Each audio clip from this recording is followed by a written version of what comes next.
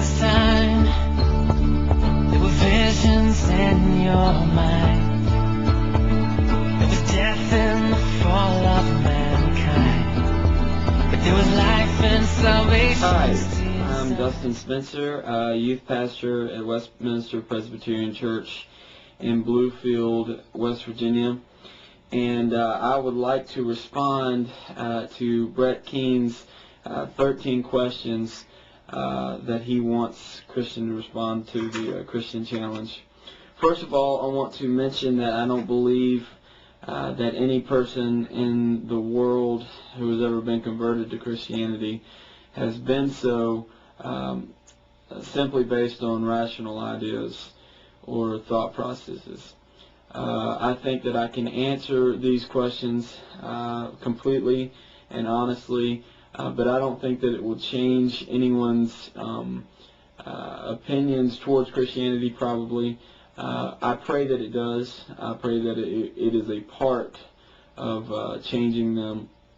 But again, what I would like to do is answer these fully, completely, honestly, and then not ask you who are skeptical of the answers to dismiss them completely just because you disagree with them, but to give them a chance and at least just say that these answers are possible.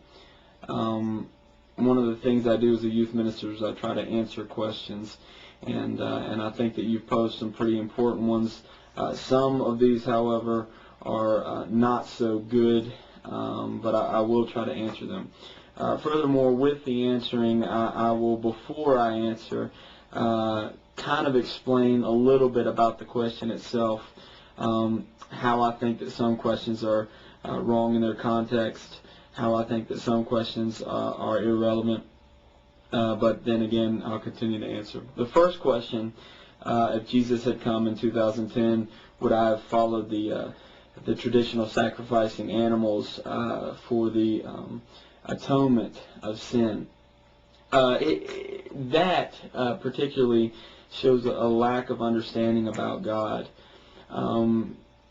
C.S. Lewis, in his books, The Chronicles of Narnia, says that we are never told what would have happened.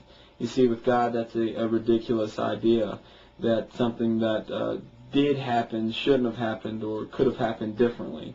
We that believe God is sovereign believe that He's in control of all things, and therefore it's no good to ask what if. But for the sake of argument, I will ask what if. What if Jesus had come in 2010? Would I still follow the sacrificing of animals? Well, the answer to that question is very simple. The sacrificing of animals was a Jewish tradition. It was a part of the Jewish atonement or salvation. It was accounted to them salvation because of their faith in the animals they were sacrificing, not because of the animals themselves. And that sacrificing was pointing towards the coming of God's Lamb, the Lamb that God would provide, the Son of God, Jesus. That particular thing, the sacrificing of animals, since we're Gentiles here, we're not of Jewish descent or of the descent of Israel, since we're Gentiles, we probably wouldn't be sacrificing animals. That's why I'm very thankful to God that He expressed a love for the Gentile people, that is, all those who aren't Jews, in the beginning as the Christian movement began. And so probably we wouldn't be, but if that was the only way to salvation and I had converted to Judaism at that point, I would say yes. However, I think that there's a mistake in this question, assuming that sacrificing animals is some terrible thing, because it's perceived that way right now. I'm an animal lover, I wouldn't just kill animals for no reason. But had Jesus not come, and 2,000 years later, had we still be sacrificing animals for our sin, although, it's just as bloody now as it would have been then, and just as what some people would consider disgusting, actually, to think about it, if it would be normal, for 2,000 years continuing to sacrifice animals, then it wouldn't seem so outlandish, would it? But again, we're not told what would have happened. And so I think that question really has no bearings on Christianity whatsoever. Christianity is now 2,000 years old, and it has been different for a long time. If Jesus had died for our sin, where would the sin go? As I've been watching some of the Atheism Challenge and the Christian Challenge responses on YouTube, I can't believe how many people really don't understand the idea of Jesus, the idea of atonement, the idea of salvation. According to Isaiah 53 in the Bible, where did our sin go? Well, sin is a very tangible thing.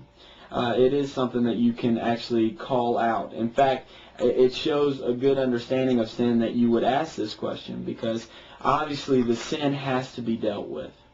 God is a just God, and if we have sinned against Him, which we all have, then something must be done to atone for that. According to Isaiah 53, as I was saying, our sin was placed upon Jesus when He died 2,000 years ago. In fact, that was the reason that He came in the first place, was to take on our sin. And again, in Isaiah 53, it says that the transgressions that we have committed, our iniquities, basically our sin, have been put upon Him as the Lamb. Just as before Him, in Jewish tradition, sins were placed upon the Lamb that was slain. That's why the Lamb had to be slain. God is a just God. Just as He is a loving God and as He is a kind God, He's also just. And therefore, He can't let sin go unpunished. Jesus took the sin that I've committed, as well as all the sins that Christians have committed. That's where the sin went. Now, will the sin be accounted to me anymore? Absolutely not. That's where many of the answers have been correct. In fact, Jesus took our sins so we don't have to answer for them anymore.